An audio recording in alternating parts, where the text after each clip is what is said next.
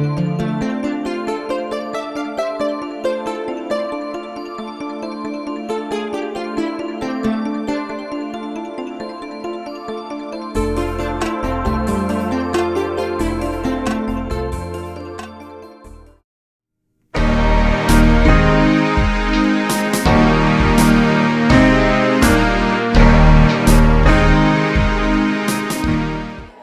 I said before, also, it really makes me feel very humbled and touched because this is the recognition not only for me, but all the people, men and women, who believe in education, who believe in volunteer work, who believe in the betterment of the community, not only at the local level, state and national, but international level. I think the one thing most rewarding was, I will just add on two, marrying my husband who believed in everything I believe in, and the day my daughter was born. Because in most of the world, people were looking for a boy who will be the heir to the family, and I always prayed and wished that I get a daughter. I think what it makes you feel is that you are just one drop in the ocean. And with so many different ways of doing things, and the most important is the unity in diversity. We see all these women and men with different background, different religions, different ethnic group, but they all are thinking alike for the betterment, for gender equality, and so many things. So it's saying, like the birds of the feather fly together, and that makes me feel very, very humbled. Oh, it's delightful. We have so many new faces, too. We have some dedicated members in the community, but we're really expanding. And I also think there's so much publicity now about gender equality that people really feel this is an important moment. Sure. I think it's very important that we support organizations that work on behalf of gender equality. UN Women is one of them. That's why I support them. They work in over 100 countries around the world. In times of natural disaster, in times of peace, they support women to enhance their political activity. They support women in their economic goals. So organizations like that are very important. But it's also important that we all individually find our voices. And until we individually speak up in our homes, in our workplaces, gender equality will not come by osmosis, and gender equality benefits all of us. It is not a men versus women issue. It's a question of benefiting societies and really helping us all. Well, two things. Mona has been not only an incredible stalwart and a supporter for our organization, but she's a role model. She's an icon for many of us. I mean, she's incredibly accomplished, and she's just gone in her steady, deliberate way, achieving things, often for those who really can't help themselves. She's been an educator. She's been a physician. So we all look up to her, not just for the work she's done with us, but as a role model. Not that we can achieve that, but it's a fantastic goal. Well, Dr. Tracy Collins, who's a professor at New College here, is also a great addition to our community. And we really wanted someone who could talk about women's issues globally, and that's one of her special areas of research. She focuses on what the economic implications are of gender inequality, and it's very important that people understand that. She's also a fantastic speaker, as I think you'll see, but she can really bring some of the specifics far more than I can to tell people about how economic equality will benefit us all. I want people to realize that gender equality is very, very important. It's not just a background issue, and it is present both in our society and globally. It's something that benefits everyone, and even though we have many issues in our country today, it's very, very important that we stay internationally focused. I mean, I truly believe that. There's many good causes here in Sarasota. We live in a beautiful community, but it's important to remember people in other areas who can also use our help. The UN Women is just a dynamic organization that works with women all over the world and makes sure that there is gender equality. They work with women and try to assist them in having some kind of educational and where they can have some kind of livelihood in their lives. And they sometimes only need very little to start a home industry. Many of these women are not educated, so they need some kind of balance in their lives to support their families, make sure that their children will get an education. Most of these women are not educated, but they want something better for their children, especially their daughters. Well, Mom is one of those individuals that has always been there to support me, but so many young women and men don't have the support system that I had from my parents. They always encourage me that education is a priority. They always encourage me to do whatever I put my heart into, and they've always supported me financially, and not only financially, but I think emotionally, to do whatever I wanted to do in life, to travel the world, do medical missions. And it was because of my parents that I was able to be a strong, successful woman that I am today. It's important that all the communities are represented here. And as Dr. Jane mentioned, I as well had family support financially. They paid for my education the first time around. Emotionally, physically, very well-rounded, very blessed to grow up in this community and be a part of this community. And I'm proud to say that be a part of this organization as well. I think what I would like for people to take away is that we have a community, a support system. We have community leaders, volunteers. We have role models. And we want to make sure that we reach out to these women to support our young men and women in our community, because they have the life experiences, they have traveled, they've been wonderful in their own respective fields, and they have the knowledge and expertise that could be of benefit to our young people today.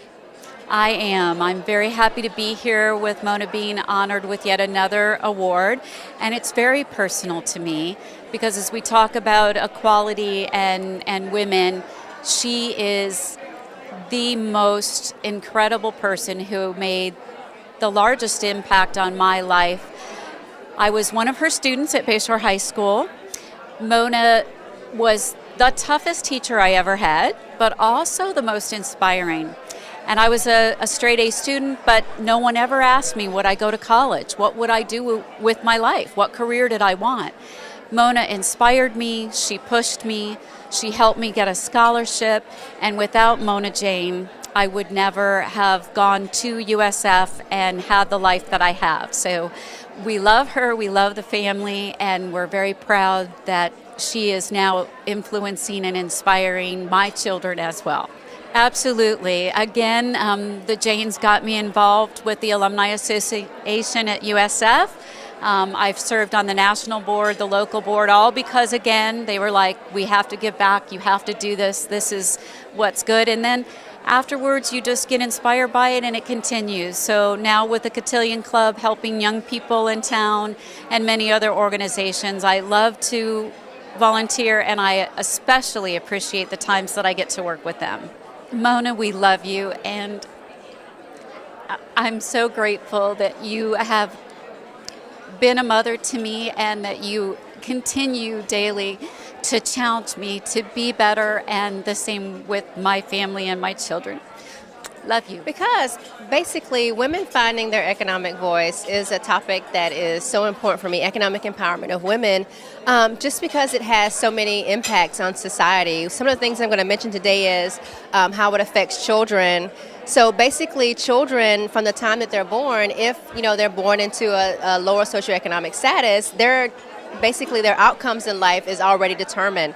So that's important for me because I believe that children should have, equal opportunities no matter what their socioeconomic status is. And the economic empowerment of women is important to that.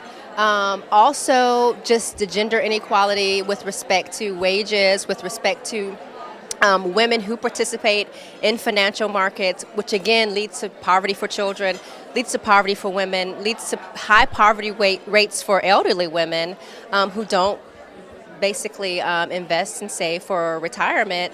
And we're also seeing this in the millennial generation as well, that girls and women who are millennials, we see the same types of patterns, that their poverty rates are so much higher. And I'm just passionate about just empowering women and children as well. Yes, it is. So I think, and the thing is that I think more people even know more about the international issue because we think that it's developing countries.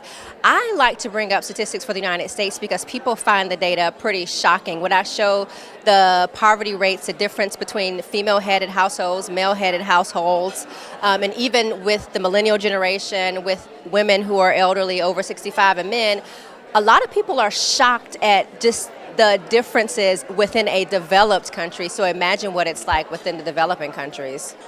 It is great, and I'm so glad that so many people are here. And hopefully, with everything that they've learned from Scott, hopefully with the things that they'll hear from me, the things they heard from everyone who's talked today, that they'll go out with some new ideas as to how they can make a difference and impact their own communities, how they can give to UN Women and support the programs that UN Women's doing. And I always say, and I'm going to mention this later on, is that gender equality starts at home, so that people go out with ideas as to things that they can do with their children, grandchildren, nieces, nephews. Some of these people are educators, they're students, etc. Is that we have to end the economic gender equality that exists. It has serious implications. It has serious consequences. We have to get equal pay for equal work. We have to get women better educated and into better jobs that are paying. And we have to somehow or the other figure out a way to help women who are doing what's typically considered to be unpaid work to somehow or the other to get some type of wage that they can receive as well for unpaid work. That would be my message. Well done. Thank you all so much for coming. We are really delighted. I'm Scott Osborne. I'm the president of the Gulf Coast chapter. Adjust our technology here. We have a lot of new faces here today, so I wanted to tell you a little bit about what we do and why we're all here. Well, there are actually 10 chapters in the U.S. We're one of the oldest and one of the most successful, but they all do three things. They all work to educate about gender equality, to advocate for those same issues, and to fundraise on behalf of UN Women and the 100 countries where UN Women works. So we all do the same thing. UN Women is the global agency dedicated to gender equality. Now you may think we don't need an agency for that, but we do. Gender inequality is rife throughout all countries and society. Women lack access to decent work, they're often marginalized in political and economic decision-making, and they're far more likely to suffer personal violence. Let me give you a few specifics. Women are half the population, but in government, only 23% of members of parliaments and Congress are women. That's globally. And in 38 countries, they're fewer than 10%. Half the population, only 10% of the representation. In the workforce, globally, women earn from 60 to 75% of men's wages. They're far more likely to carry the burden of unpaid work. Childcare, housework, care for the elderly falls disproportionately on women as well. In agriculture, women do 43% of the work, and they own 20% of the land. So think about what that means over the long term. And in the workplace, when on the job, unfortunately, men are much more likely to take credit for women's ideas. The women are laughing. They know what this looks like. Men who speak up and speak their minds with passion are considered to be leaders, and women who do that sometimes are ignored or punished. In times of conflict or natural disaster, women again suffer disproportionately. They're much more likely to suffer sexual or physical violence in times of conflict. In times of drought, girls globally miss more school. Why do they miss school? They have to spend more time fetching water and firewood. In times of floods, here's one example. In Bangladesh, many more girls die of floods. Bangladesh is very prone to flood. Why? Because there's very long-standing cultural biases about girls leaving their homes alone, so they don't leave their homes to escape. In private, women are 35% more likely to experience physical or sexual violence in their lifetime. And finally, in cultural matters, in films, on average, men have 60 to 70% of the speaking roles. And often when women discuss other men when they have speaking roles. And you know those Disney princesses, which lately have been held up as role models for girls? In those movies, the male characters still have the majority of the speaking roles. 2/3 of book reviews are written by men. And photojournalists, those people who bring us images so we know what the world looks like, 15% are women, only 15%. Now again, there's nothing wrong with having these cultural images through a man's eyes. That's perfectly valid. But it's not the only way that we want to see the world. We need to have more diverse representation. I could go on, but you get the idea. So we know there is inequality. In fact, there are academic indices that rank countries on economic equality and gender equality. Does anybody have an idea what might be the most egalitarian society? The indices vary a little bit, but anybody would want to wager a guess? Most equal gender? Sweden is close. Iceland. Iceland is number one. Thank you. Iceland is number one. Down at the very bottom these days is Pakistan and Syria and Yemen, places in times of conflict and where they have a great deal of restrictions. So we know this issue exists. But let me ask this, why should we care? In international work, there are many, many injustices. Gender inequality is not the only one. I've been doing this work for a long time, and I know there are many things. Well, gender equality is a basic human right, and I hope you would care for that reason. But even if that doesn't sway you, let me try this. Gender equality is good for everyone. When societies are more equal, communities benefit, children benefit, men benefit. All societies do better when societies are more equal. When women have more control over family resources, their spending patterns are more likely to go for the community. When women are more educated, the health of their children improves. We start a virtuous circle. When women are included in peace processes after conflict, there's a 35% increase that the peace will last longer. And when there are 3 or more women in senior management positions in companies, those companies tend to do far better on all kinds of indicators. And for those of you who are watching your stock market, for Fortune 500 companies, this is an interesting one, those with the greatest representation of women in senior management tend to deliver 34% higher returns than countries with the lowest representation of women in senior management. So we know that diversity helps companies. Gender inequality exists. We know we want more equality. How is this going to come about? I think it's 2 things. It will come about with the help and the long-term work of dedicated organizations devoted to this. That's why I work so hard for UN Women. And it will come about when we all individually find our voices on this topic. UN Women is the global agency dedicated to this proposition. They work throughout the world, regardless of government, regardless of time of peace or time of war. That's really unique, and that's why I'm such a fan. They work with governments to help change laws that have employment discrimination. They provide training to get women involved in political processes. They provide humanitarian assistance at times of crisis. They work to increase safety for women in public settings, which is a huge issue in many countries. They're in over 100 countries. There are many other issues. In fact, there's a pamphlet at each of your tables describing some of the things that UN Women does. So that's the first thing. But I also think at an individual level, we all need to become engaged on this topic, and that's men and women. We will not achieve gender equity in the workplace until, in very real terms, women turn to the men next to them at work, men doing the same jobs, and say, how much are you getting paid? Let's go talk to HR. That will make a difference. We will not achieve gender equality at home until men and women raise their sons to do half the housework. Not just to help their sisters or their mothers, but because it's something they should be doing.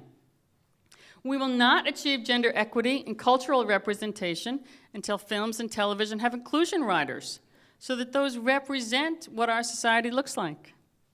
We will not achieve gender equity until men find their voices and call out their colleagues who talk over women and look at what their cultural and social box is and think about how that might want to change.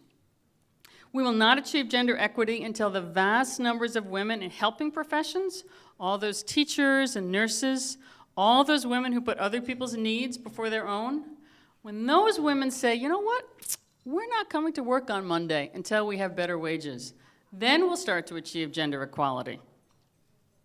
We hope you will join us in this quest. Locally, we have great events coming up. This is our mission, this is our cause. We have many more in the works. We have a He for She campaign to get men involved. We have a Cities for Sea Dog campaign to try to get our local governments to work more on gender equality. We have a film festival. If you're not familiar with our film festival, you hear more about that, where we bring films with unique and wonderful voices every April. So we have a great film festival coming up. If you saw us last year, you'll know we featured RBG, the film about Ruth Bader Ginsburg, which then went on to lots of public acclaim. And we also showed a film called On Her Shoulders about Nadia Murad, and she recently won the Nobel Peace Prize. So if you want to get in on the cutting edge of some films that might get a lot of attention later, our film festival is where you want to be. And we're also working with more local organizations. The Sarasota World Affairs Council has some fantastic programs coming up. We partner with them to bring international issues here. There's a speaker from Kurdistan, a woman coming in November that you'll definitely want to hear, and we actually have brochures about that on the table outside. We had participation from More to Life at our walk last year. We're looking at partnering with Second Chance Last Opportunity, who's here today, to do a He for She program. So we're really trying to bring this into our community as well as support globally. But we really need to support UN Women globally. This is a fundraiser. There are 3 ways to support UN Women today.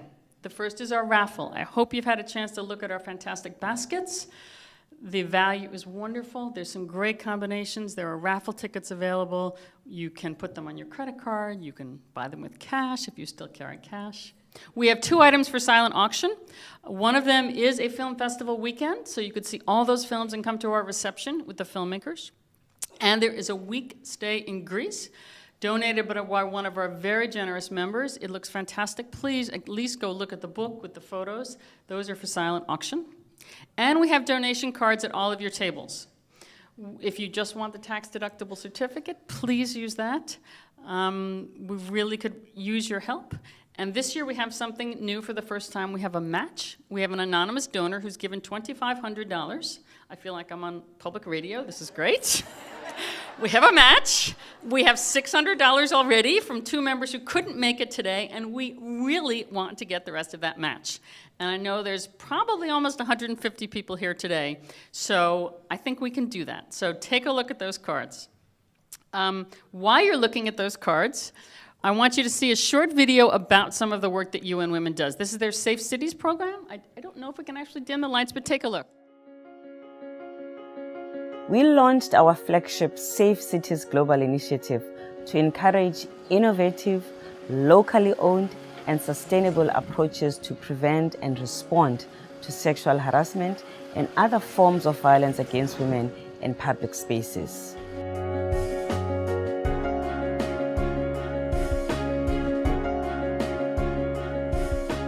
But perhaps the most important result is that together with our many partner cities, women's groups, civil society, UN sister agencies, and the donor community, we have ensured that ending violence against women in public space is part of the new development architecture for the next decades.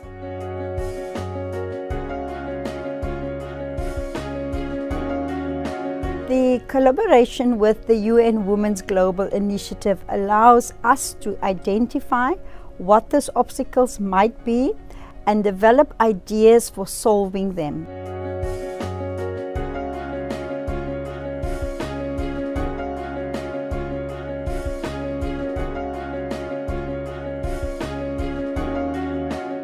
Our market should be a good place to market, and such things like sexual harassment or violence against women, it should not happen in here. The unique aspect of this model and the innovation that we bring to the forefront is the fact that we're working in rural settings. The government has really embraced this model, and we have seen how lives have transformed for women in rural settings.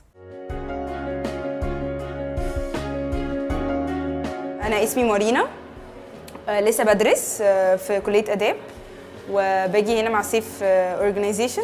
احنا جايين نعلم الأطفال، نديهم توعية عن التحرش الجنسي للأطفال، ويهمنا قوي ان هم يوصل لهم ان هم لازم يقولوا لا ويبلغوا وان هم ما يسكتوش عشان هم غاليين قوي.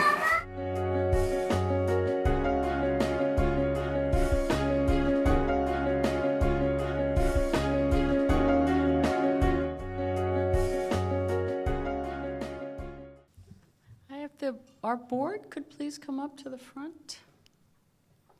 While they're coming up, I want to have a few thank yous before we move on with the program. The first people we really owe a huge thank you to are our members. We have some very loyal members who are with us year in and year out. They know what their membership makes a difference.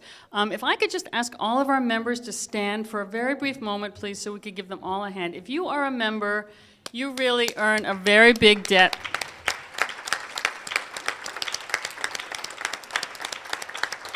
Thank you.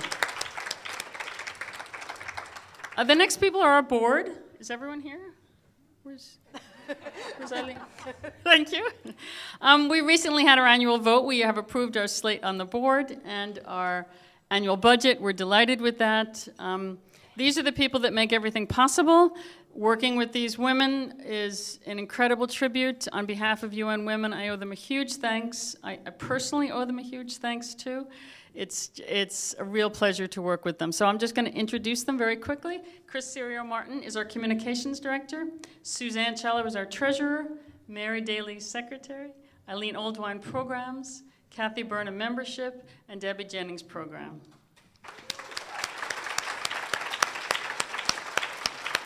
There are a couple of other people who are not on our board, but do so much work they deserve special thanks. One is Lita Caldi-Davis. Lita, are you here? Lita runs our book club, month in and month out, 12 months a year, international books. She facilitates, she writes it up, she brings speakers to town. So if you want to know anything about international books, Lita is the person to see. She's an author herself, so we should really owe her a debt. Eileen Raffo has worked above and beyond the call of duty this year. Our raffle baskets and many other things are really the work of Eileen. And finally, Howard Berna has really also gone above and beyond the call of duty. He's back there trying to hide, but when anything needed to get done, Howard was the guy we looked to. So thank you very much. We do love our volunteers. We have a sign-up sheet outside. We'd love more volunteers. We'd love more board members. We take men too, please, if you're at all interested in working with us. Our film festival needs a few volunteers. Our walk coming up needs some volunteers. Please consider it. We have things that take a very little amount of time. We have things that can expand, but we think you'll like it. Thank you. Finally, our sponsors. We've started a new, Lita? We have a new system of sponsorship this year. People are sponsoring for our entire year for all of our events. You get publicity at our film festival or at our walk, etc. We have 3 new sponsors so far: the Red Tea, Coastal Eye Institute, and Rampart Homes. I believe Rampart Homes is here today. I'm not Linda. Thank you very much. We really appreciate it. We have plenty of space available for more sponsors. Our film festival is great publicity, so please see us if you'd like to consider that. I'd also like to really extend a moment of thanks to someone who is not here with us today, and that's Carol Poteet Buchanan, who passed away this year. Carol was a lifelong member, an incredibly dedicated board member. She was president of our board. She was president of the National USNC. Whenever we needed anything, Carol was there right up until the end. She opened doors. She made connections. So she's someone that our chapter really will miss. So we have a tribute to Carol as well. And finally, last but not least, some people who deserve thanks are Terry Brackett and Terry Rixey. I know Terry Brackett can't be here, but Terry R. is here. The Terrys, as we call them. And Terry Rixey's going to need to come up here. The Terrys have been the mainstay behind our film festival for many years. Terry Brackett was our director.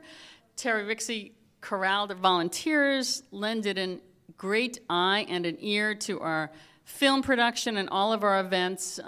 They are now in an advisory role so that Debbie Vale, where's Debbie, is taken over as film festival director.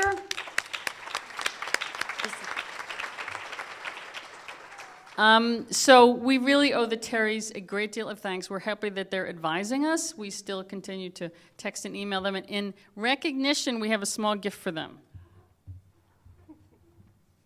Just wait right there, Terry. I won't move. Don't move. They get lifelong reserved seats at the 2WE Film Festival. They can put this on their chair. They have plenty of candy, so they won't go hungry, and they can fill it up with popcorn. So if you work on the festival, see the real amazing goodies that you get after years of effort. You get some candy and a plastic bin.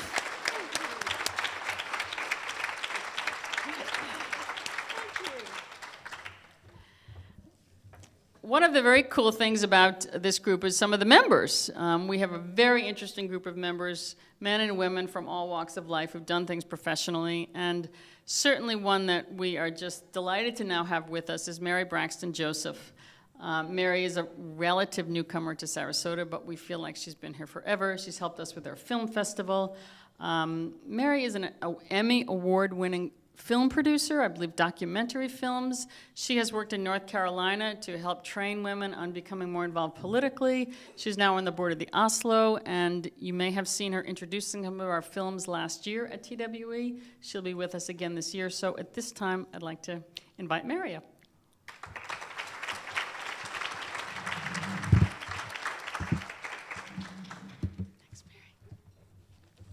Thank you, Madam President. A hard act to follow. I am so delighted to be with you this morning. I have the distinct honor and pleasure of introducing our honoree. I should say a woman who needs no introduction, but some of you know Dr. Mona Jane. She has been lauded and celebrated throughout the Sarasota, Manatee area, and indeed throughout the state. She has so many awards and accolades. I'm told they take up 20 boxes in your garage. She's a member of 20 organizations. I will only touch on a few of your many accolades, ma'am, this morning, but I am a new Mona Jane devotee. I had the pleasure of talking with Dr. Jane over the phone, and it was so inspiring. So I'm going to try to do you justice, ma'am. In terms of awards and honors, I think perhaps the most recent and clearly the legacy award, if you will be the naming of the Dr. Mona Jane Middle School in Manatee.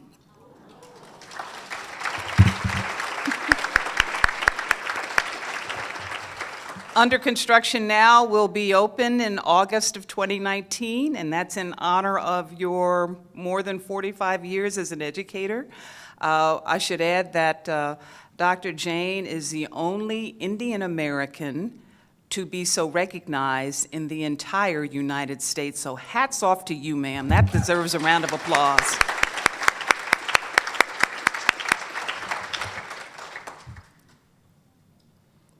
Another award, which she shared with her daughter, Anila, who was here, and I understand we're going to hear from both you, Dr. Jane, and your daughter, was the Edgar H. Price Jr. Lifetime Achievement Award, and this was for your community service and philanthropy in the area.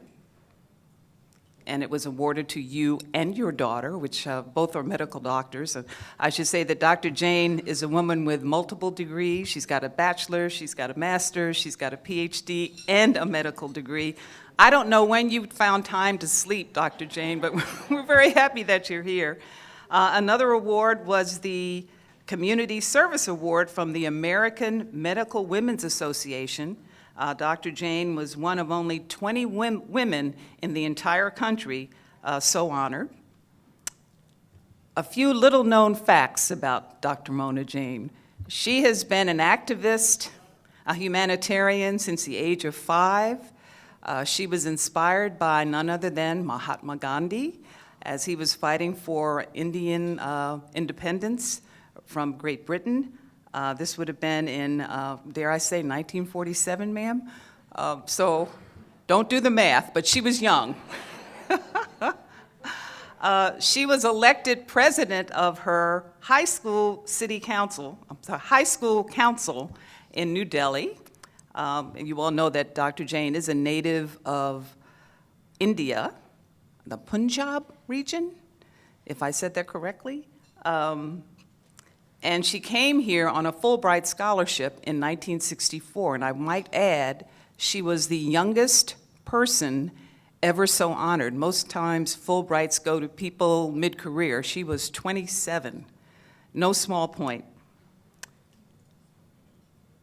Dr. Jane has been a long-time advocate of women's causes. She's a former president of the American Association of University Women. She's a former chair of the Manatee Commission on the Status of Women. She worked on the Governor's Commission on Women. She's also one of the founders of the Gulf Coast chapter, and she's going to tell us a little bit about that later on.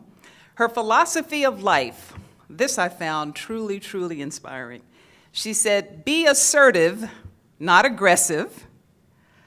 She said, don't get mad, get even. Be proud to be a woman. Use your skills, knowledge, and expertise to make a positive impact. The nation that respects women always progresses. That will resonate with me for many years to come, Dr. Jane.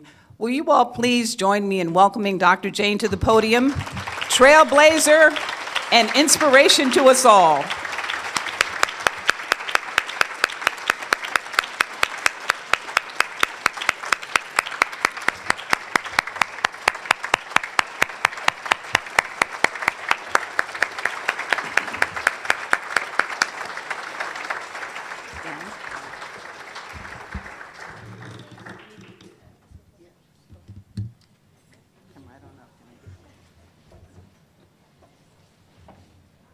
And I'm going to get a hug because I'm meeting her for the first time in person. Sure, 2 hugs. Thank you. Oh, you're more than welcome. Thank you so much. Is that a good level for you? Mike's at the right level. Yeah. Is that good? Yeah. Okay.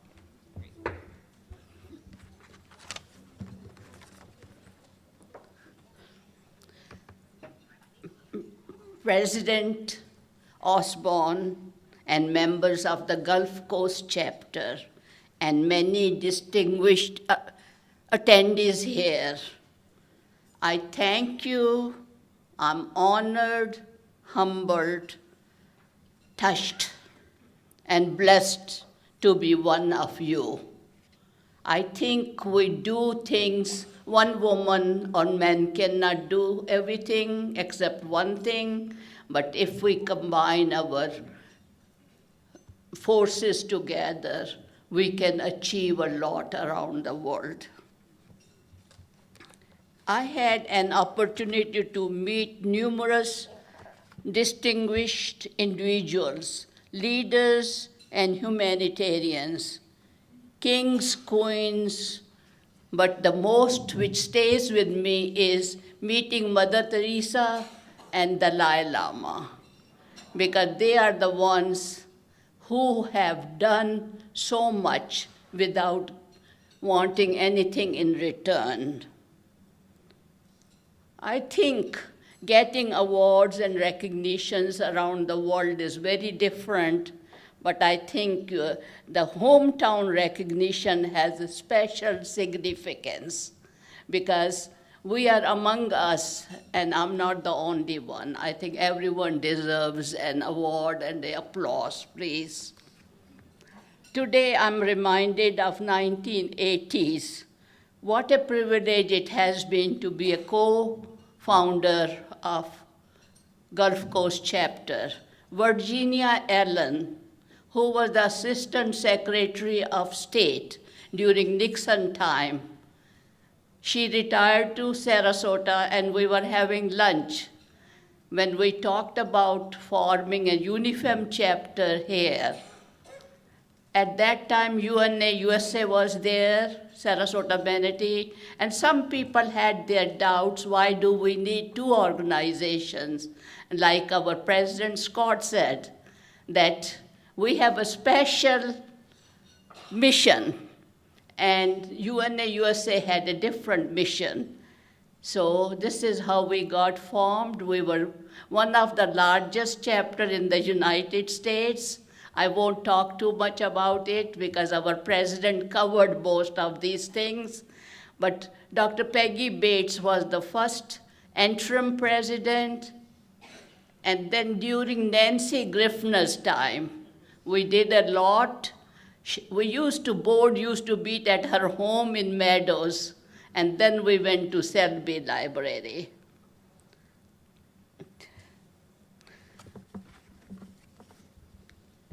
Let's all remember the gender equality. We all are born as human beings. No one is high or low, and this is very important. And of course, she touched on domestic violence, human trafficking, and other things, which has no boundaries. Lita Caldi Davis, a dear friend of mine, was there at the groundbreaking of the school, and Lita, I appreciate your friendship over the years. Thank you.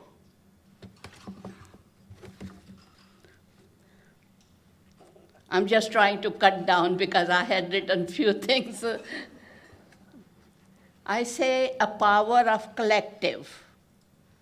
Unity in diversity are important. Using our voice is a choice to take for granted, or a choice to change the lives of the people around the world in a positive way with love, peace, and tolerance.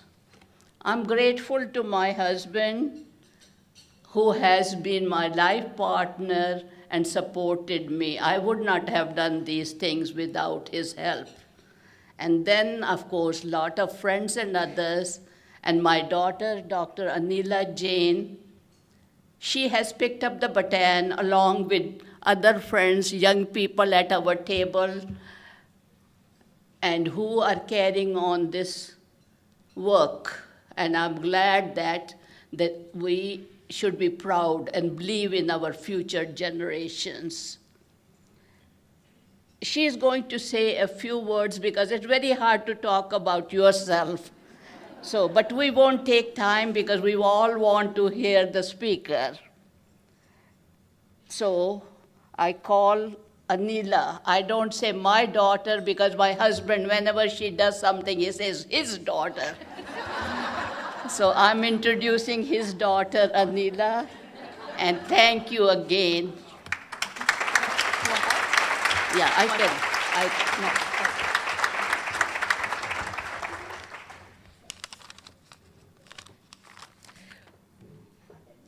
When we were told that the topic for today was finding your voice, Mom said, I want you to talk about that. As we reflect upon the women who've made such a profound influence in our lives, many of them in this room that have done it without any recognition, they're dynamic and compassionate women who dedicated their lives in making a difference, not only here in our community, around the country and around the world. So many that I've met over the years that have coming to the luncheons like this, the film festivals and everything, each has a very unique and special story of the places they visited, what a difference they made in the life of others. Historically, women were often left out in key decisions, and it took forward-thinking women, many of them that are here today, to break these molds. Young women today forget that the women of yesterday, what they did for us. Women of the future also have a responsibility and a debt to those who have blazed the trails before us. Whenever I see the young women that I talk to at the university level or out in the community, they don't even voting. I said, think of those trailblazers that suffered and what they did so we have this right to vote. And I think it's a right that every young woman, if they would go out and vote, what a difference it would make in the life of all of us.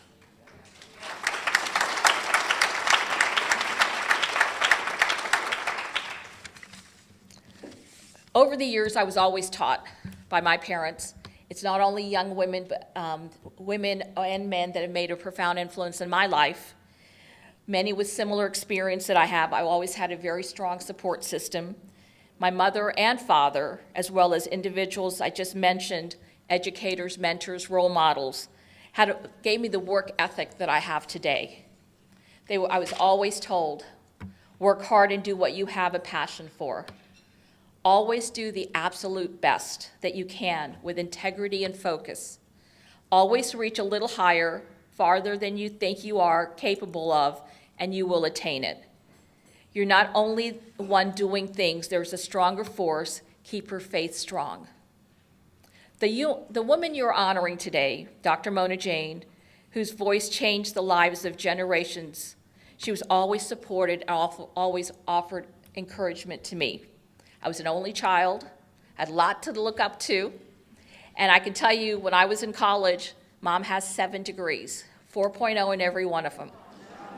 And I would tell Mom, look, if somebody studies 4 hours and gets a 96, and somebody studies, 7 hours, 8 hours, and gets a 99, it's still an A.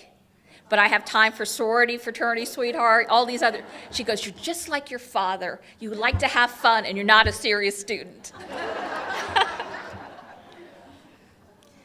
With the naming of the new Mona Jane Middle School in Manatee County, it was amazing and heartwarming on the notes she received from former students, not only at the middle school and high school level, at the college level, when she was teaching graduate classes.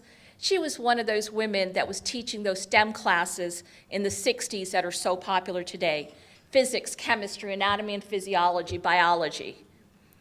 And one of her students is here today, Diana Michael, and she said she was one of the roughest, hardest teachers she ever had, but she was the one that encouraged her and the only person that said, you are going to college. And she looks back at those days, and when we connected through USF many years ago, I'm godmother to her children, and she's a USF grad. So these are the stories that is so important, and that people that look back toward Mom. I look around this room, I see some educators, community leaders, volunteers, and role models who have influenced so many women and men, not only in this community, but nationwide and worldwide. It is important never to say no for an answer. Always associate yourself with others that share the same passion and goals in life, and reward those that make it happen. You never know that one young woman that you have made a difference in their lives, what they were going through, and how that might have changed their outlook on life. Hold the vision and bring others that share that vision to the table and share that success and responsibility. There is a power in one person holding the vision and a greater power in the community when we all work together. So I thank you very much, and I know Mom and my family thank you for the recognition that you've given her today.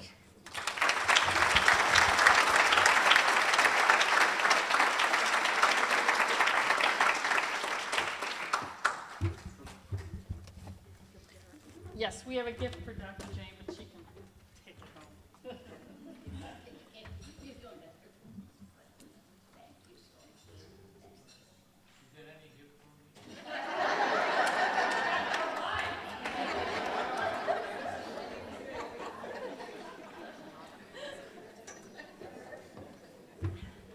Yes, we have just one more short thing, and then everyone will be enjoying lunch. But I do want to tell you that our raffle is open. Our silent auction is open. You all have these handy little blue cards at your table.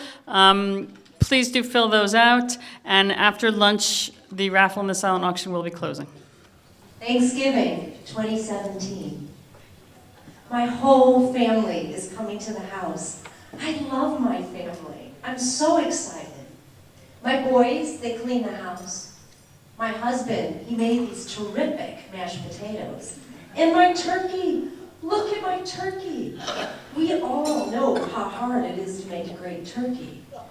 So I'm coming out of the kitchen for the big reveal, and I come out, and my lovely, beloved aunt, she says this thing to my cousin. She asks my cousin, are you one of those Me Too'ers? I looked to my cousin, and at first she was hurt, and then she was angry.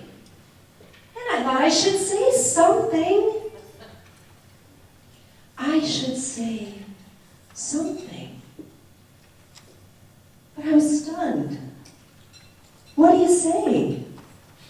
I was stunned, so I said nothing. But this year, I'm going to be prepared, and you're going to help me. So So, on your table is a yellow card, just one. Whoever has it in front of them, will you hold that up, please? You are the team leader.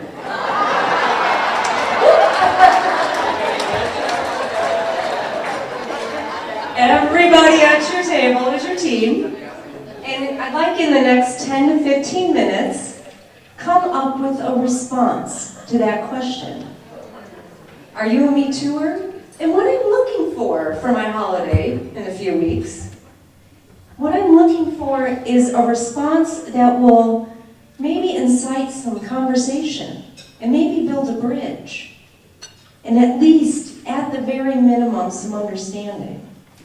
So what do you say? I'm hoping you'll help me out. We're going to pick up those yellow sheets in about 10 minutes, and we're going to pick a few to read. And then we've got a great program for you in a little bit. So enjoy your lunch. Thank you.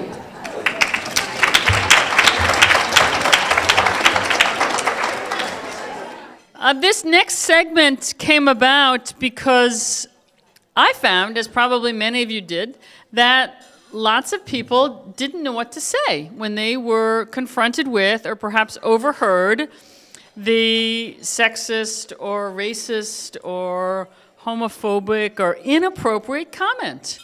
Often they would come back and say, oh, I should have said something. I didn't know what to say. I was embarrassed. Or there's all my friends standing around. Often it's in social situations. And I'm a big believer that you shouldn't let those comments slide, because the cumulative effect of those comments do make a difference. But people have to decide how they want to respond. Is it humorous? Is it direct? Is it engaging? And that varies a lot. So Chris Martin and I decided we would try to put on something that we hope will be a little humorous as well as a little informative and maybe give you some ideas about what do you say. So first I'd like to welcome our contestants. Where's our fourth? Thank you. We have Brazen Betty. We have Cut Up Craig, and please, you'll have to squeeze in behind our little signs here. We have Cut Up Craig. Anything Adele. And Sensible Sharon. And I know they're going to be very competitive about this. So you'll have to root for your favorite. And finally, last, are you okay over there, Susan? Susan, Sensible Susan. Finally, last but not least, our fantastic MC. What do you say, Wilma? So, hey, what do you say? Welcome, audience, to What Do You Say, the game show where the power of tact and diplomacy collides with reckless abandon. You've already met our contestants. Can we give them a round of applause? Excellent, excellent. Well, one contestant will choose a scenario, a prompt from the game board, and the other contestants will offer up their responses, their what do you says. I will kick off the show by choosing the first one. So here's our board. All right, let's start with holidays for 100. You go to your cousin's holiday party, your aunt, who you're really fond of, asks your cousin, so you aren't one of those Me Tooers we've all been hearing about, are you? That's a bit of a sticky situation. What do you say, Betty? We'll start with you. Hell yeah, I'm a Me Tooer. Half of my friends have had some kind of assault. You trying to tell me you don't know anyone who has? Craig? Auntie, I am a Me Too, a Me 3, and for anybody that has ever suffered any sort of assault. Now, if they start coming after you, I would be on them like white on rice. All right, Craig. And Adele? Huh? I'm sorry, am I a who? Your aunt, she's how old again? Has she missed the last century or so? Well, how about you, Susan? I'd say I am a Me Too supporter. Did you know that in America, every 98 seconds, someone, man, woman, child, is sexually assaulted? I think it's so important for victims to speak up. Don't you? Yes. Okay, Susan, will you pick the next category, please? Let's do family and friends for 100. All right, family and friends for 100. Great. You're driving your teenage son and his friend to school one morning, and you overhear your friends say, "Yeah, that was so gay." What do you say, Betty? Not in my car. You're gonna walk your butt to school from now on. All right. Craig? You must be talking about my brother Dave and his partner Dennis's wedding. That was so gay! Oh my gosh! Best wedding ever. What'd you think? Adele? I might say that, well, gay is happy, right? So, that's cool. What's wrong with that? Susan? I'd ask them, hey guys, why do you use that expression? You know that's so gay, tell me about it. Open that conversation up. Fine, Adele, your pick. Let's try sports for 100. All right, sports for 100. You leave work to go watch your son's soccer match. Happy to finally make it on time, you sidle up to the other parents to see who's there. The boys are tearing around the field. Coach Ben thinks he's muttering to himself, but as he jogs by, he can be heard by everyone. "Brandon, stop running like a girl for Pete's sake." What do you say, Betty? Hey, Coach Ben, I'm raising kids for the 21st century, like where women are equal? What a jerk, he's not gonna last a season, he better be fired. I mean, do you tell Mia Hamm she should run like a girl? Craig? Run like a girl? I don't know if Brandon don't look that strong to me. He's a nice kid, but I don't think he has that power in him. My sister could outrun him. Well, maybe if he put on some lipstick. No, second thought. Do your best, Brandon. Adele? Well, I've never heard that term, so it's probably not right. I should say something to the coach. Would he say that if that was a girls' soccer team? You know? Where does he get these old-fashioned expressions anyway? Susan? Well, first I talked to the people around me. Hey, did he say what I thought he said? I am really not so comfortable with that. That's a very bad role model for kids. I'll give Coach Ben a call tomorrow. Then I'll call the coach and talk to him privately. And talk to my son. Those kinds of comments really have a big impact. Can't let them slide, you know. Craig, your pick. I'll take work for 100. All right. It's 6 p.m. Carlos and Steve and all their office mates are still at work finishing up a big project. But Carlos really needs to leave. His wife has a meeting tonight and he's got to get home to watch their young daughter. Steve's response? Whoa, give up your man card already, bro? No way I'd do that. What do you say, Betty? Man card? Because he's going home to watch his kids for one night? Because his wife probably takes care of her every other night. Give me a break. Steve, does your wife do the shopping at home? The laundry? I could go on and on. Craig? Man card? You bet I did. I traded that old expired card for a newer one. A one card that says, real men don't have a problem taking care of his family. My man card is like a new exclusive Visa Platinum American Express card. It's everywhere you would want to be. And not everyone can get one.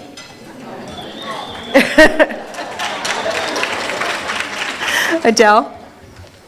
Wait. Did I miss something at orientation, like with HR? Man card? Who's handing these out? This is not fair. And Susan? Well, Steve, did you know that kids who grow up with a father involved are far more likely to be of higher intelligence, physically healthier, get better grades, and had fewer problems as teenagers. Sounds to me like Carlos is definitely a real man on this one. All right. This one's your pick, Betty.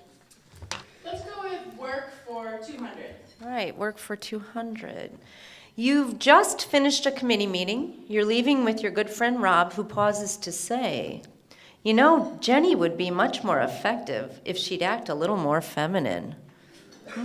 What do you say, Betty? Act more feminine?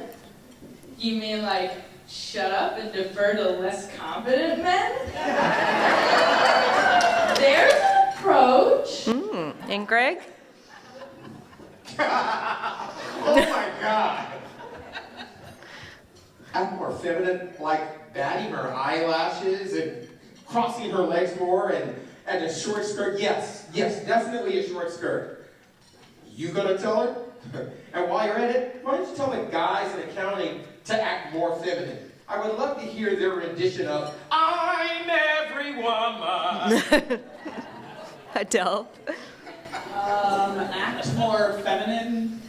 I don't understand. Like what exactly should she do? This will be useful. Can you be more specific, Rob? Thanks, Adele. We definitely need to hear more from Rob on that. Susan? Well, I'd say, gee, Rob, I'm surprised to hear you say that. I thought Jenny made her points very clearly. She certainly knows her stuff. I'm thrilled she's on our committee this year. Susan, your pick this time. I'll go back to sports for 200. All right, sports for 200. Everyone's just come over to see the big championship game on TV, but a star player was just arrested for sexual assault and can't play. Your friend Marshawn looks it up and tells everyone, come on, man, this was before college. He was just a kid. What's the big deal? Kieran agrees. Yep, boys will be boys, that's for sure. Nothing new here. What do you say? He isn't a boy. Unless he still shits his pants, that excuse doesn't work for me. Craig? I'd say, hey Marshawn, when did we start equating having a penis with the inability to operate as a compassionate and decent human? Well, we know two things for sure. One, not all boys sexually harass and assault women. And two, that boy will be sitting and won't be playing today. And Dal? Well, boys grow up, right? Or at least they're supposed to. I mean, right? Susan? I'd say sports figures need to be responsible for their behavior like everybody else. Just because he's now famous and making lots of money and has a beautiful family does not absolve him from sexual assault in the past. He has to take responsibility. Betty, it's your pick. I'll do fashion for 200. Fashion for 200, let's do it. LaTanya is in the office kitchen one morning when she runs into a coworker, Greg. She's grabbing some coffee, only to hear Greg say, wow, Tan, I never knew you could dress up so well. I really like that dress. Now, if you would just pair it with a smile. Betty, what do you say? Do you tell your CEO, Steve, how he should dress? It's not my job to look good for you and smile. Not after that crappy job you did on the last project. Craig? Well, I'd probably smile more if simple-minded people wouldn't compliment my clothing as opposed to my work and character. By the way, you look nice. Now, if you would just pair that with some manliness and some character, have a nice day there. Adele? Well, I guess that is a nice comment, like if the dress is new. But, I mean, should I be smiling? I have a lot of work to do. I don't think I quite get it. Yeah, okay. And Susan? Well, Greg needs to know that commenting on a woman's attire is not always appropriate. It just reinforces cultural stereotypes that women's primary function is to look good for men. And telling women to smile is really benevolent sexism. It's supposed to be a compliment, but it really just denies women's feelings to make men feel better. I bet I could help Greg find other things to say if he wants to be friendly. I bet you could help, Susan. We have time for one more. Craig, your pick. Friends and family for 200, please. All right. Your mom's friend Terry is visiting with her. As you come into the room, you can't help overhear her saying, "Sure, I support women, but I'm not one of those feminists." Heaven no, are you? What do you say? Hell yeah, I am. Feminists say that gender should be equal. Of course I'm a feminist. My equipment is just different. A feminist? Well, yes. Of course I'm a feminist. Why wouldn't I be? Equality is good for everyone. You bet. I'm a feminist. Of course I'm a feminist. More equal societies have even lower crime. Let's hear it for feminists. Woo! So, thank you very much for our contestants. Great suggestions. Can we give them a hand?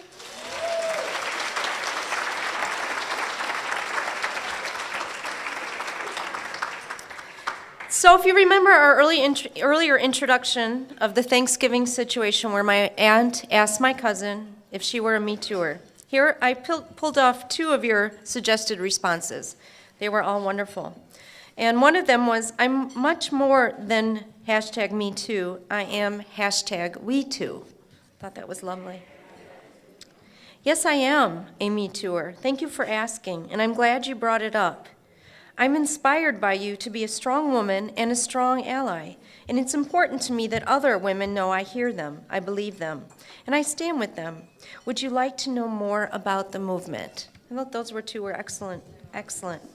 So it's my sincere hope that this game show got us all thinking about the comments we all hear and let slide because we might not have a healthy response on hand. So hopefully with the holidays coming up, you guys have a few tools in your toolbox. So the bottom line is language and words matter, and so does data. So I'm going to excuse our contestants.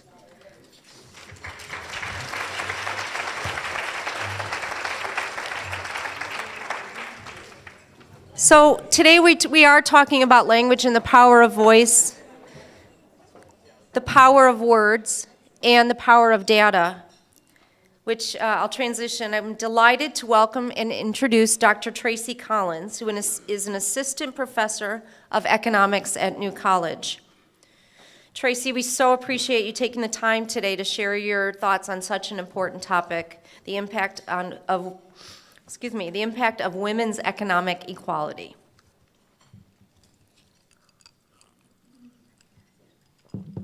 Dr. Collins holds a PhD and ME in economics, an MIS in international studies, and a BS in international business. Professor Collins' research focuses primarily in the field of economic growth and development. She has researched the role that technology diffusion plays in a country's pattern of growth and the effect that trade liberalization has on technology diffusion. Dr. Collins has investigated the transition of the Russian Federation from a centralized to a market economy. Currently, she is analyzing the determinants of sustainable and equitable economic growth and development. Professor Collins has worked internationally for 2 Fortune 500 companies, Siemens AG in Germany and Spain, and with HP Agilent Technologies in Spain. Dr. Collins then worked for Pirelli Tires, SBA in Spain and Italy, becoming one of the youngest junior managers at the company. Professor Collins has traveled to almost 60 countries in North, Central, and South America, the Middle East, Europe, Asia, Africa, and Australia. And she speaks fluent German and Spanish. Can we give a warm welcome to Dr. Tracy Collins?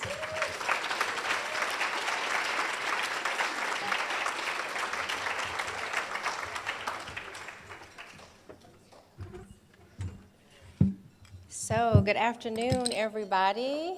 I am so honored to be here. Thanks once again for the invitation to come speak before this amazing organization about an issue that I am definitely passionate about, And it's about helping women find their economic voices and empowering women economically. And basically, my topic is important, and it has important implications not only in developing countries, which is what people tend to focus on and they have a lot more information about, but also developed countries as well. So the outline of my talk is going to be, first of all, I'm going to give an overview of economic inequality that's going to go beyond just wage inequality. I'm also going to talk about the implications of economic gender inequality, poverty, and the lack of economic freedom and just freedom in general that it brings. I'm also going to talk about the benefits of economic empowerment of women.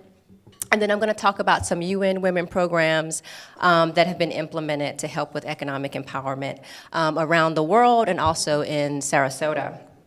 So just to start with the fact that UN Women is an amazing organization. I think that all of you here know that, right? So just in case you missed the first part of the lunch today, I'm just going to go over some things that they do. And they're basically dedicated to gender equality and the empowerment of women, which is very important even in 2018.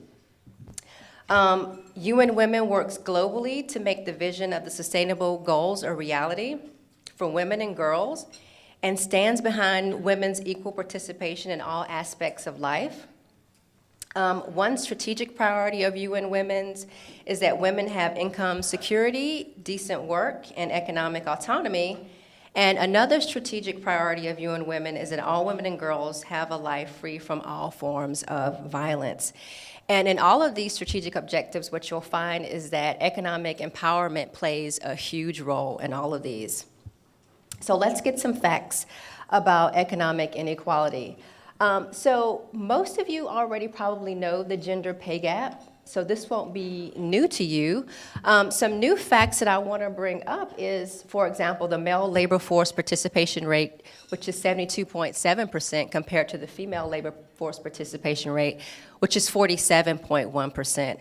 So not only do we have inequality as far as it comes with respect to wage, so women do the exact same work and they get paid less, but we also see that the participation rate for women is going to be lower as well, which is going to also have some economic consequences. Because typically what tends to happen is that women tend to participate in more sectors that aren't traditional paid working sectors. So they're taking care of their families, they're taking care of relatives, they're doing other unpaid work, which means that a lot of their time is dedicated to other things, but they're not receiving any kind of a wage for it. And in the end, the research tells us that women actually work more than men do, but they don't make as much money because it's going to be in these types of unpaid jobs as well. Another thing to note is the fact that also the UN researched 143 countries. And out of those 143 countries, they found that 128 have laws that economically disadvantage women. These laws range from it's impossible for women sometimes to be able to open bank accounts. It's impossible for them to be able to invest financially in the markets within their countries, et cetera. And so this also leads to economic inequality as well. And then one other thing that we've also found is when it comes to senior management globally, again, women make up 50% of the population, but only 24% of women are going to be senior managers as well. And then what are some other things that we know about economic inequality? Well, how much can women actually even participate in economic decisions within their own households? What we found is that 1 in 3 women have actually no say in the financial decisions for their own household. So it means that they're working, they're making money, and usually it's going to be their husband that decides what actually happens to that woman's money, to where she can't make her own decisions. Her husband makes the decisions for her. Another thing that we're going to find, which is also affects the elderly poverty rate, is the fact that a lot of women don't participate in retirement savings, they don't participate in any kind of financial markets, and they don't have any savings or even any type of a checking account compared to men. So what we find is that 55% of men do have these formal accounts at formal financial institutions, but we're going to find that 47% of women worldwide do compared to men. So we also see inequalities there as well. And it's been calculated that women would increase their income globally by up to 76%, which is a lot. If the employment participation gap and the wage gap were actually closed, and this is calculated to have a global value of about 17 trillion US dollars. So it's a lot. So think about those numbers. Women can improve their economic wealth and income by 76% if we just close the gender gap. That is equivalent to $17 trillion. So something to think about. So what are going to be the implications of economic inequality? And I want to focus on a developed country because when I show these statistics, people find these statistics to be completely shocking. I think that people are more attuned to the fact of the implications of economic inequality and the lack of economic empowerment for women in developing countries. But this is data from the US. So what I want to tell you is that we see the same patterns in developing countries, but they're even worse. But the patterns that we see in the United States should concern and should also shock you as well and let you know why we have to empower women. So when we have inequality in economic attainment, even in the United States, it's leading to high poverty rates for children. That causes intergenerational poverty, and it also causes intergenerational immobility, which means that if you're a child and your parents are poor, here in the United States, if you're a single mother is poor, you're over 50% more likely to be poor as well. You're unlikely to get a good education, and you're unlikely to go to college. So this whole wage gap, again, as you can see, we can compare female householders, no husband present. They have a much higher poverty rate, which again is affecting children. This is the male householder with no wife present. They have a lower poverty rate, married couple, and then all families. So again, the economic gap is disproportionately affecting women, especially women of single households who have children. And like we already know, unfortunately in the United States, your outcome that you have in elementary school typically determines your outcome as an adult. That's what we found.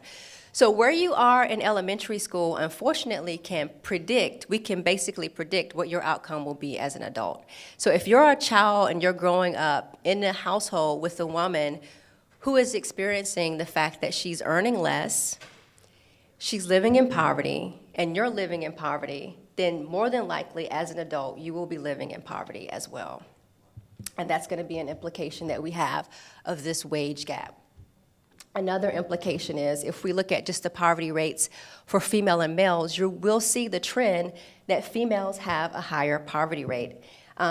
So if you look under age 18, it's 18.4% for females, 17.6% for males.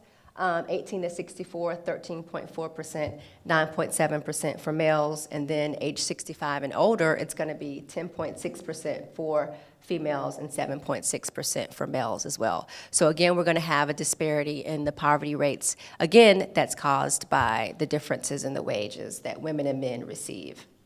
And you might think, well, hey, how are we doing with the next generation, so the millennials? Because I hear that a lot, that people think, hey, gender inequality is decreasing and we're doing such a great job. It's not true. So just so you know, again, which is why I love showing statistics on the United States, is we're doing a terrible job with millennials. If you look, this is we're just looking at millennial women and men, which is going to be women and men aged 22 to 37. And as you can see, this is millennial women, the poverty rate, 16%. Millennial men, 9.9%. Women are above the average for all millennials, which is 12.9%. 2017, all millennials, 11.9%. Millennial women, 15.1%, and millennial men are 8.8%.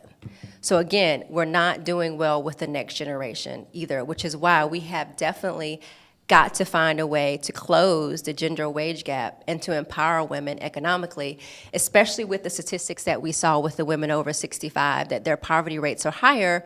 It always goes back to the fact that men are investing more in retirement savings, whereas women aren't. They're depending on their husbands to do it for them, and they're not investing in retirement. And that's why we see these high poverty rates for women over 65. So women have the highest elderly poverty rate, not only in the United States, but in almost every country. And in developing countries, it looks worse than what it looks here. So what are some benefits of economic empowerment? So why is this going to be so important? First of all, the research tells us that when you have more equality between men and women in the workforce, that the economy as a whole grows, which is beneficial to everybody. So if you have the economy growing, you're creating more jobs for everyone, men and women, you're lowering the poverty rates for families, you're creating way more opportunities for children, and again, you have children who grow up to be better educated, who grow up to be healthier, who grow up to have way more opportunities. So we see that in countries like, I know you mentioned earlier, like Iceland, we see that in the Nordic countries where you have economies that are able to grow a lot faster, provide opportunities for way more people when you have societies where you have way more equality between men and women when it comes to economics and wages. Not only that, but when you lower inequality between men and women and you empower women economically, it has huge benefits for children. Like I've already mentioned, children are healthier and they're better educated, they have better outcomes, it's unlikely that they'll end up in prison, etc. So that's going to be another huge benefit. When we educate women and girls, we also find that that leads to higher economic growth within countries as well, which is going to, again, benefit everyone. Also, when you have more women involved in management positions, we see that that also increases the returns to shareholders, which again is going to be beneficial. And not only that, but educating women also leads to lower child mortality. So again, we're seeing that mothers have a huge impact on children, which again has a huge impact on our future, because children are the future. And not only that, but when women have more income stability, they're more willing to leave abusive relationships. So we know that there are a variety of reasons why women stay in abusive relationships, but what we have found is that when you have women who are in relationships and they feel like the reasons why they're there are financial only, when they are given opportunities either to work or to have more finances, they do tend to leave those relationships. And that women cite often some of the reasons why they stay in abusive relationships, they're economic, that they feel like they can't maintain their living standard if they were to leave that abusive relationship. More economic empowerment, again, reduces the poverty rates of women and children, which is going to be very important. And not only that, but like I mentioned earlier, what we're finding is that women actually work way more than men. That's just across the board. It's just they are dedicating more time to other things, whether it's collecting water in a rural village, whether it's taking care of children, whatever it is, it's just all unpaid, which means that they cannot do other things to earn income. They cannot get an education that they need. A lot of times they cannot participate in politics, etc. So if we empower women economically, they'll have more time for education and they'll have more time to be able to participate in the political systems of their countries, thereby hopefully changing institutions to benefit more women and children within the country as well. So those are going to be some important benefits. So now I want to conclude by just showing some wonderful programs that UN Women are doing around the world. And I didn't want to repeat the ones that I know that you have in your program, so I'm going to do 3 that aren't there. There's going to be one program in India. This is an actual picture from the program, which I just found to be just amazing. And this woman is a Dalit, and if you know the caste system in India, she's from the untouchables, and she normally would have no opportunity whatsoever. But the Dalit Women's Livelihoods Accountability Initiative, which was implemented by UN Women, has helped women like her get jobs. So they say now that they estimated that they've given 14,000 women jobs. And not only that, but they now have bank accounts, which is going to be really important because like what I told you before, so many women, can't even get bank accounts. They're unionized, which is going to be also not typical as well, and that they can defend their economic rights. So again, an amazing program in India. And another program that's going to be in Zimbabwe, and this is a picture, helps one of the poorest stretches of the Zambezi River. And what they do is they help women from the Tonga ethnic group break into a male-dominated fishing industry. So the fishing industry in Zimbabwe is very lucrative. It's very lucrative. And so women have been wanting to get into that fishing industry, and they've set up these barriers to where they won't let the women in. So this program here has actually helped them get in, and instead of what they would do before is that they would just have to buy the fish from the men, now they can actually fish and they can sell their own fish and they're able to make a profit off of it. Their sales have doubled, they're organizing collectives, and they're extending their reach to larger towns and cities, etc. And now that they have so much money, they're also able to pool their money, and they're able to provide funds and small loans to other women who also want to get into the fishing industry. As well. And then one last thing is going to be what the UN Women here is doing in Sarasota, which is the Convention on the Elimination of All Forms of Discrimination Against Women. And what it does is it's a grassroots effort to encourage local governments to become more gender equitable, and it focuses on equal pay for women, support for families and caregivers, and basically the elimination of violence against women. So the main points about economic empowerment is just that if we can increase incomes, we can increase the health of women, we can increase the health of children, we can increase the education of women and children as well. We also need to increase women's access to resources, whether it's going to be loans. We need to lower the barriers of entry to lucrative sectors of the economy like we saw before with the fishing industry as well. And we need to create more job opportunities for women that give them economic empowerment to where they have economic freedom and they can make their own choices in life, to where they're not dependent on either their husband, their uncle, or their father to make decisions for them, but they have that economic power to where they can decide that they want to do what they want to do with their lives, with their money, and with their bodies. And that's what economic empowerment is about, that when women have more money, they have more freedom. And I just want to tell you that economic empowerment begins at home. People ask me all the time when I teach, they're like, I'm in a very male-dominated field. It's rare that you see a woman economist. And so my students ask me all the time, why did you become an economist? And I tell them, it's because the first feminist I ever knew was my father. So I have an older brother, I have a younger sister, and there was never a difference. When I wanted to go to summer schools in engineering, my parents supported that. At 8 years old, my dad took us all to the bank and we opened savings account. So it starts at home. So in your communities, support what the UN is doing, support what your local organizations are doing, and as well in your own homes with your daughters, your sons, your grandsons, nieces, nephews, whatever, make sure that both male and female feel empowered. Let them know that they can do whatever it is that they want to do in life. Their gender does not matter. Teach your daughters to be assertive and to open the doors that people might try to close on them. And also, I'm going to end with this, which is a plug I always do. Teach your children about finances and saving and investing. That is so important. We find that parents focus on their male children and they don't tend to do this as much with their female children. Do it with both of your children. Teach them from an early age, and I have this up here, get apps now, play games, find fun stuff online, buy books, do whatever it is, but teach them about budgeting, saving, and investing, and then preparing for retirement, both male and females. So that's all that I have to say. Thank you so very much for being here. Like I said, the Union Women is a great organization.